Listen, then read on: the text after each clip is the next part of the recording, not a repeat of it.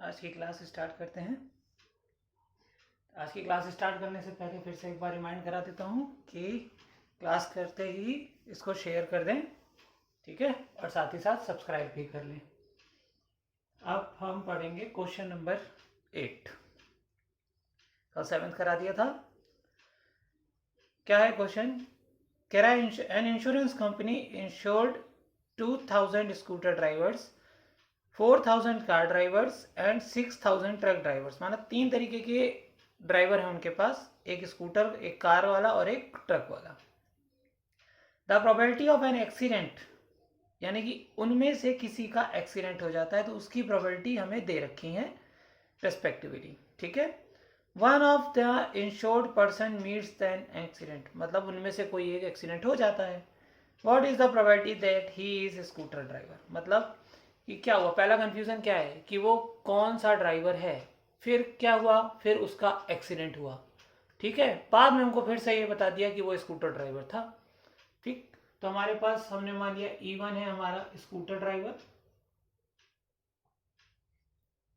कितने हैं हमारे स्कूटर ड्राइवर? 2000। E2 हमारा हुआ कार ड्राइवर, कितने हैं? 4000। E3 हमारा हुआ ट्रक ड्राइवर, ये कितने हमारे पास? 6000, ठीक है। तो इतने हैं हमारे पास अलग। लेकिन अब इसमें प्रॉब्लम ये है, इस क्वेश्चन में कठिन नहीं है, लेकिन इसमें क्या है, तीनों की क्वांटिटी अलग अलग है, ठीक है। तो इसकी प्रोबेबिलिटी थोड़ा अलग तरीके से निकालेंगे, जैसे हम पहले भी चीजें निकालते थे। प्रोबेबिलिटी ऑफ E1 यानी स्कूटर चालक होने की प्रायिकता कितनी हुई? टोटल कितने? 6 4 10 2 12,000, और स्कूटर वाले कितने? 2000, ठीक है। कितना आ गया? 2/12। फिर हमने निकाला PE2 यानी कि कार चालक। तो कार चालक कितने हमारे पास? 4000, टोटल 12,000 में से ये बन गया 4/12। सेम PE3 हमारे पास हुआ 6000 अपॉन 12,000, कितना आ गया? 6/12, ठीक है। अब बात है ए क्या है? एक्सीडेंट होना है ना। अब PA/E1 क्या हुआ? PA/E1 थ्योरी में पढ़ते हैं पहले। E1 यानी कि वो स्कूटर चालक था, A यानी कि एक्सीडेंट, तो स्कूटर चालक का एक्सीडेंट हो गया तो उसकी प्रायिकता हमें प्रोबेबिलिटी दे रखी है 0.01। ऐसे ही हमें PA/E2 भी दे रखी है। कितनी दे रखी है? देखो, दे रखी है 0.03। और PA/E3 भी हमें दे रखी है, यानी कि ट्रक ड्राइवर का एक्सीडेंट होता है उसकी प्रायिकता दे रखी है 0.15, ठीक है। तो A/E2 की कार वाला था, उसका एक्सीडेंट हो गया। A/E3 ट्रक वाला था, उसका एक्सीडेंट हो गया, ठीक है। तो अब हमें किसके लिए निकालना है वो बता रहा है लास्ट में। किसके लिए बता रहा है? स्कूटर के लिए। तो स्कूटर वाला हमने E1 माना था, तो E1/A। अब सबको आता है क्या करना है, E1 वाली शर्त ऊपर, तो ये इंटू ये, तो कितना हुआ? 2/12 इंटू 0.01, ठीक है।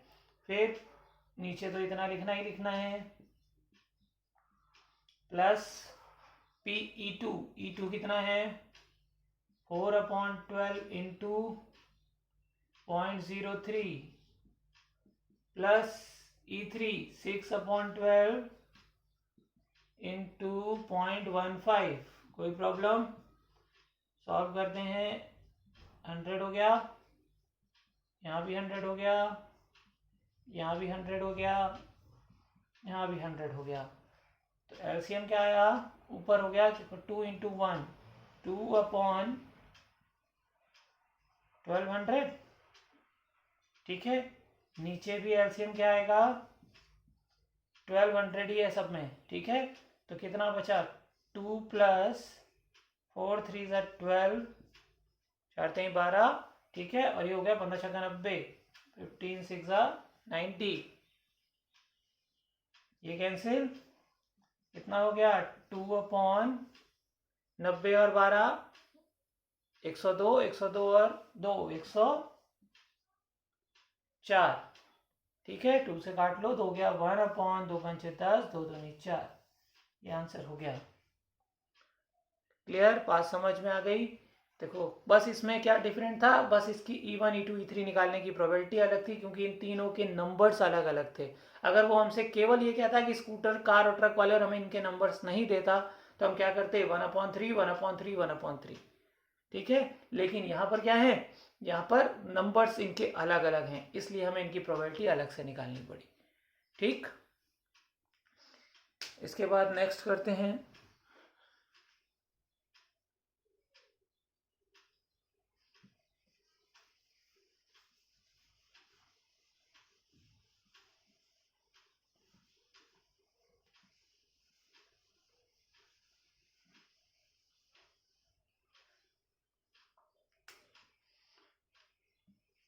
9th है, in answering a question on a multiple choice test, multiple choice test है मतलब कि कई सारे ऑप्शन हैं एक में ही, कितने हैं आगे पढ़ते हैं। Student either knows the answer और गेसेस, या तो वो जानता है या तुक्का लगा देता है, guesses. Let 3/4 be the probability he knows the answer and 1/4 be the probability that he guesses the answer। अगर वो जानता है तो उन्होंने उसकी प्रोबेबिलिटी तुम्हें दे दी है, और अगर वो तुक्का लगाता है तो उसकी भी प्रोबेबिलिटी लग दे दी है, यानी कि वो कितने क्वेश्चंस की तुक्का लगा रहा है और कितने क्वेश्चंस को वो जानता है। Assuming that a student guesses it the answer will be correct with the probability 1/4, कह रहा है अगर वो उसका तुक्का लगाता है तो उसकी प्रोबेबिलिटी उन्होंने दे दी है 1/4। What is the probability that he student knows the answer given that he answer is correctly, मतलब कि उसने जो भी आंसर दिया वह उसको जानता था और उसका सही आंसर उसने दिया है। तो सबसे पहला क्या है कि हमारे पास दो तरीके से हम आंसर दे रहे हैं, या तो हमें नोन है या हमें नहीं आता और हम तुक्का लगा देते हैं, गेस कर देते हैं, ठीक है। तो प्रोबेबिलिटी ऑफ E1 क्या हो गया, प्रोबेबिलिटी ऑफ E1 हुआ कि हमें क्या है उसको जानते हैं, दे रखी है हमें उसकी प्रोबेबिलिटी, क्या दे रखी है 3/4। PE2 गेस करता है उसकी भी दे रखी है 1/4। ए क्या हुआ, आंसर इज करेक्ट, ये ना। PA/E1 मतलब थ्योरी में बोलो पहले कि जानते थे और फिर यानी कि सही आंसर दे दिया, तो जानते थे और सही आंसर दिया, हमें इसकी प्रोबेबिलिटी नहीं दी है, कोई बात नहीं, पहले आगे देख लेते हैं। A/E2 कि हमने गेस किया और फिर सही आंसर दिया, हमें इसकी प्रोबेबिलिटी दे दी है 1/4, ठीक है। अब A/E1 देखना है। अब सोचो, मैंने अभी ये क्वेश्चन पीछे हमारे पास एक बार और आया था कि अगर हम किसी चीज के आंसर जानते हैं, मान लो तुम्हें 10 क्वेश्चन दिए, ठीक है, और उस 10 क्वेश्चन के आंसर हमें आते थे, ठीक है, तो अगर आते हैं तो गलत करोगे या सही करोगे आंसर, सही करोगे, तो 10 के आंसर सही दोगे तो 10/10 1 हो जाएगी, ठीक है। ऐसे क्वेश्चन पीछे आया था कि 75% हेड या टेल वाला था ना, तो वहां पर भी मैंने बताई थी कि अगर किसी चीज को हम खुद निकाल सकते हैं तो उसकी प्रोबेबिलिटी हमें कभी नहीं देगा।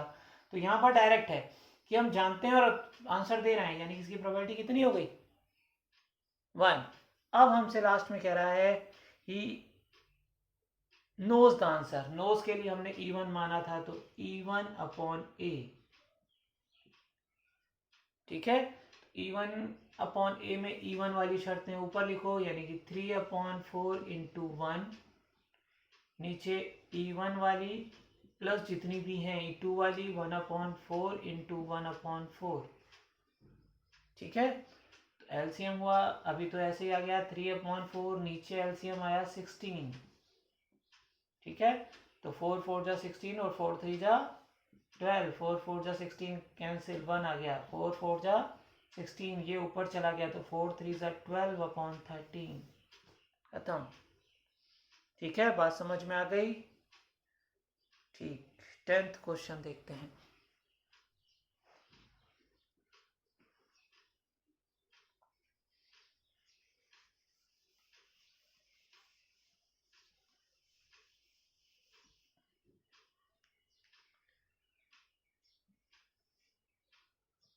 टेंथ क्वेश्चन है, suppose 5% men and 0.25% women has white hair।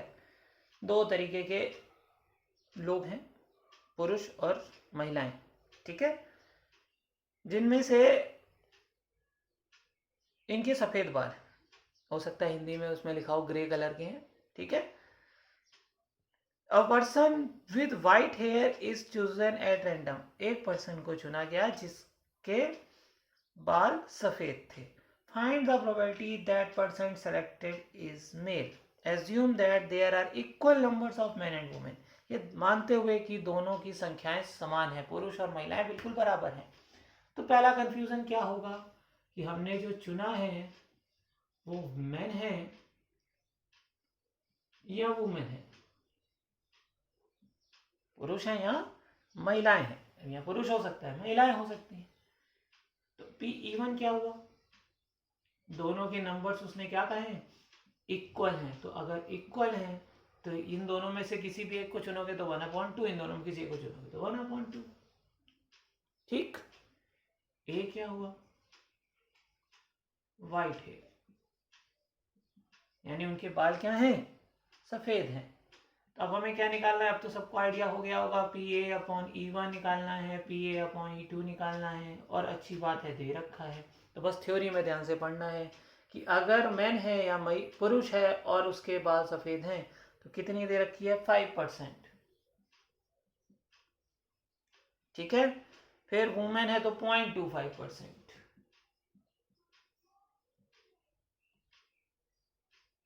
ठीक। अब किसके लिए पूछ रहा है, मैन के लिए और वुमेन के लिए पढ़ लो।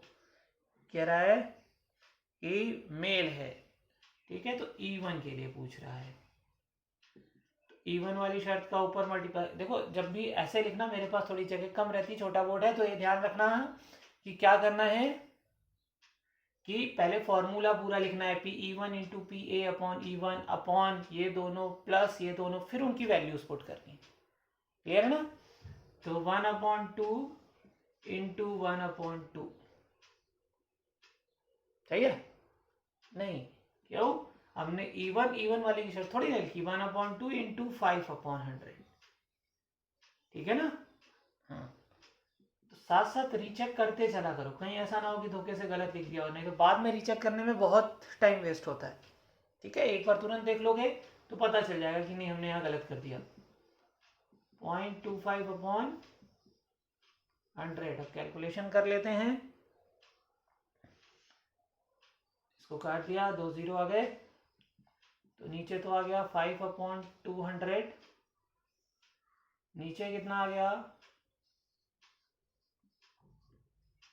2 0 ज़्यादा आ जाएंगे, ठीक है, कोई बात नहीं, 200 कैंसिल हो गया, या इसको ऐसे लिखना है तो ऐसे भी लिख सकते हो, 2 इंटू 100, ठीक है। देखो 2 से 100 कैंसिल, 200 कैंसिल हो गया, बचेगा कितना, 100, तो 100 का 5 से मल्टीप्लाई, 500, ठीक है। यहाँ क्या हुआ, ये पूरा कैंसिल, बच गया 2, यहाँ 2 भी कैंसिल क्योंकि पूरा है, ठीक है। यहाँ कितना बच गया, 25, तो 200 तो कैंसिल हो गया, ठीक। 100 ऊपर चला गया तो कितना हो गया, 500/525, काट लेना इसको, जितना भी आ जाए वो आंसर हो गया। आ गई बात समझ में।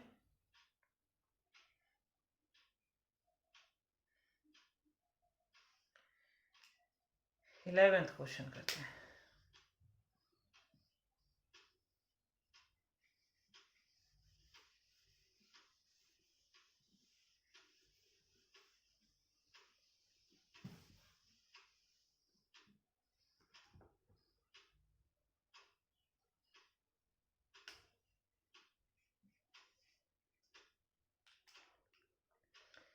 कह रहा है 2 groups are competing for the position on the board of directors of a corporation. ठीक है कि भाई 2 ग्रुप हैं जो बोर्ड ऑफ डायरेक्टर्स के लिए खड़े हो रहे हैं। The probability that the first and the second group will win are, दोनों के जीतने की अलग अलग प्रायिकताएं दे रखी हैं कि अगर पहला ग्रुप जीतता है और दूसरा ग्रुप जीतता है। If the first group win the probability of introduce a new product is 0.7, मतलब कि अगर वो पहला वाला ग्रुप जीत जाता है तो कोई एक नई चीज है जिसको वो मार्केट में लाएगा, उसकी प्रायिकता है 0.7, and the corresponding probability is 0.3 if the second group wins, मतलब कि अगर दूसरी चीज वो ग्रुप जीत जाती है तो वो क्या करता है, वो भी एक नया प्रोडक्ट लाता है, उसकी प्रायिकता है 0.3। तो अब क्या है कि what is the probability that the new product introduce, की वो तो ठीक है हमें समझ में आ गया, and by was the second group, यानी कि दूसरा ग्रुप जीतता है, इसकी प्रायिकता बतानी है। तो हमारी पहली शर्त क्या होनी चाहिए, पहला कंफ्यूजन क्या होना चाहिए कि भाई कौन सा ग्रुप जीता। तो हमने E1 किसको माना है, फर्स्ट ग्रुप, E2 किसको माना है, सेकेंड ग्रुप। ठीक है, तो प्रोबेबिलिटी ऑफ E1 कितनी हो गई, देखो दे रखा है या नहीं दे रखा है, दे रखा है, कितना दे रखा है 0.6, एंड प्रोबेबिलिटी ऑफ E2 कितनी हो गई 0.4, दे रखा है उसने डायरेक्ट, ये जीत जाते हैं तो इनकी प्रायिकता इतनी है। ठीक है, अब यहाँ फर्स्ट ग्रुप केवल नहीं है, E1 क्या है, विन द फर्स्ट ग्रुप। ठीक, अब ए क्या है, न्यू प्रोडक्ट लॉन्च, ये नया प्रोडक्ट लॉन्च करता है वो। ठीक, PA/E1 क्या हुआ कि अगर पहला ग्रुप जीतता है तो नया प्रोडक्ट लॉन्च होता है, इसकी प्रायिकता भी हमें दे रखी है 0.7। PA/E2 अगर दूसरा ग्रुप जीतता है तब नया प्रोडक्ट लॉन्च हो रहा है, इसकी प्रायिकता दे रखी है 0.3।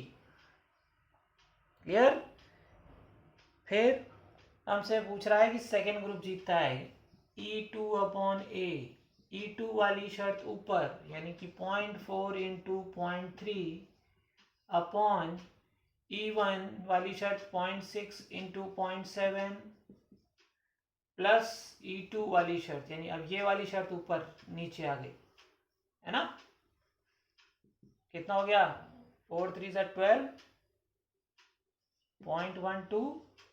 ठीक है, अगर वैसे करना है तो अपॉन में 10 बढ़ा लो, जैसी तुम्हारी मर्जी है वैसे कैलकुलेशन करो। ठीक है, तो कितना आ गया 4 3 12 बटे में 100, यहाँ कितना आ गया 4 6 7 6 42, 42, ये कितना आ गया 4 3 12, क्योंकि एलसीएम सेम है 100, कैंसिल, कितना आ गया 12/42 और 12 कितना हुआ 54, काट लो, कितने से कट रहा है 6 से कट रहा है, तो 6 दूनी 12, 6 9 54, यानी कि 2/9 आंसर हो गया। ठीक है, तो आज के लिए इतना करते हैं, कल में भी 16.3 खत्म हो जाएगी। ठीक, एक बात और ध्यान रखें कि ये वैसे आरबीएसई बोर्ड का चल रहा है, लेकिन सीबीएसई में लगभग इससे मिलते जुलते ही क्वेश्चन होते हैं। कुछ दिन में मैं सीबीएसई की भी बुक्स पूरा डाल दूंगा, उसके भी डालते रहेंगे चैप्टर के हिसाब से। ठीक, लेकिन ऐसा नहीं है कि उनके क्वेश्चंस नहीं आएंगे, उनके सारे क्वेश्चन आ जाएंगे जब वो ये वाले निकाल लेंगे तो। ठीक है, ओके, थैंक यू।